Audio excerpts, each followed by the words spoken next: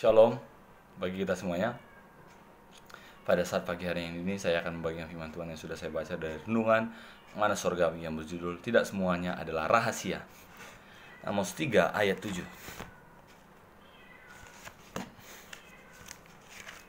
Amos 3 ayat 7. Aku pun telah menahan hujan daripada Amos 3 ayat 7. Sungguh, Tuhan Allah tidak berbuat sesuatu tanpa menyatakan keputusannya kepada hamba-hambanya, para nabi. Tidak semuanya adalah rahasia. Ayat bacaan kita di atas memang ditujukan untuk nabi-nabi Tuhan. Tetapi saya mau menerapkan dalam masalah kesehatan kita secara pribadi. Sebelum suatu kondisi sakit yang parah kita alami, biasanya sudah ada tanda-tandanya terlebih dahulu. Sistem alarm dini ini memang sudah Tuhan ciptakan. Kita bisa mengetahuinya mungkin karena melakukan pemeriksaan yang rutin, atau karena sesuatu kejadian di luar dengan dugaan kita.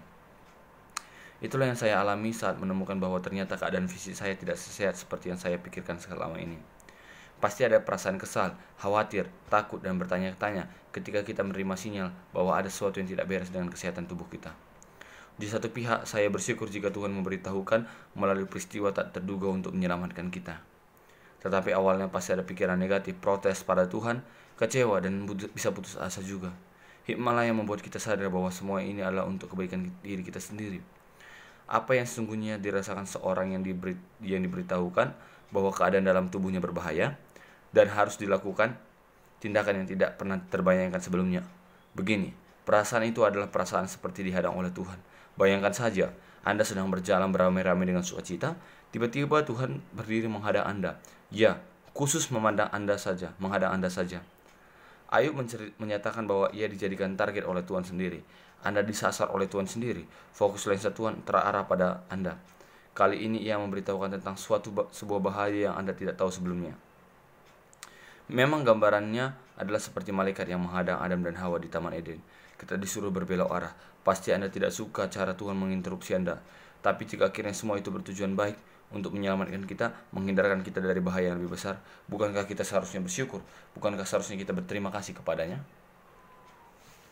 Kita disayang oleh Tuhan, tanda bahwa Ia menyayangi kita adalah kadang-kadang Ia menghadang kita, sebab tidak ada cara lain yang lebih efektif daripada cara ini. Ia tahu bahwa Anda dan saya dalam bahaya besar. Kita sedang menjalani hidup yang tanpa sadar membahayakan diri kita sendiri. Terpaksa Ia mengirimkan malaikatnya dengan pedang terhunus yang membuat kita kaget dan ketakutan. Seperti teror tetapi demi kebaikan, seperti ancaman tetapi menyelamatkan.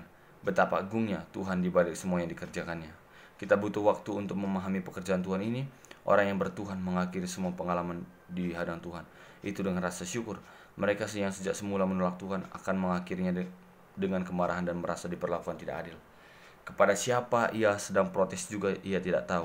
Kita tidak tahu sebab ia tidak mengakui Tuhan. Doa, ampunilah kami ya Tuhan, jika kami sering kecewa dan marah kepadamu ketika Engkau memberikan peringatan kepada kami. Dalam nama Yesus kami mohon, amin. Peringatan yang diberikan memang tidak mengenakan, tapi itu jauh lebih baik daripada langsung dihukum. Luar biasa peringatan Tuhan, teman-teman. Memang aku juga jujur ya, dalam kehidupan sehari-hari seringkali Tuhan ingatkan gitu. Seringkali ada yang namanya peringatan-peringatan Tuhan dalam hidup kita, teman-teman. Contohnya kita misalnya pengen melakukan ini, pengen pergi ke sini, tapi dalam menuju ke sana, misalnya kita pengen kuliah di sini atau pengen mengejar tempat ini, Tuhan sebenarnya udah kasih tanda bahwa kita nggak ke sana jalan kita gitu kan. Tapi terkadang kita memaksakan gitu. Itulah dikatakan tadi, Tuhan sebenarnya udah ngasih alerts gitu, warning. Jadi mari teman-teman kita peka sama alarm yang Tuhan kasih gitu. Juga Amsal pasal 16 ayat 17 berkata, menjauhi kejahatan itulah jalan orang jujur. Siapa menjaga jalannya memelihara nyawanya. Proverbs 60:17, the highway of the upright is to depart from evil. He that keepeth his way preserveth his soul. Kuan-kuanan 16 ayat 17, kalak bujur nilahkan si jahat, sinjage kegeluhan terkelima. Jadi teman-teman, ini ada hubungannya dengan ini, itu menjauhi kejahatan. Jadi marilah kita menjauhi kejahatan. Itulah jalan orang jujur. Apa aja contoh kejahatan? pikiran negatif dan kejahatan, teman-teman. Jadi marilah kita menjauhi kejahatan. Yang bisa saya sampaikan, kiranya Tuhan Yesus memberkati. Mari kita berdoa. Ya Tuhan, kami bersyukur bahwa firman-Mu berkati, kiranya firman-Mu yang sudah kami dengar, kiranya teman-teman yang mendengar bisa terberkati Tuhan.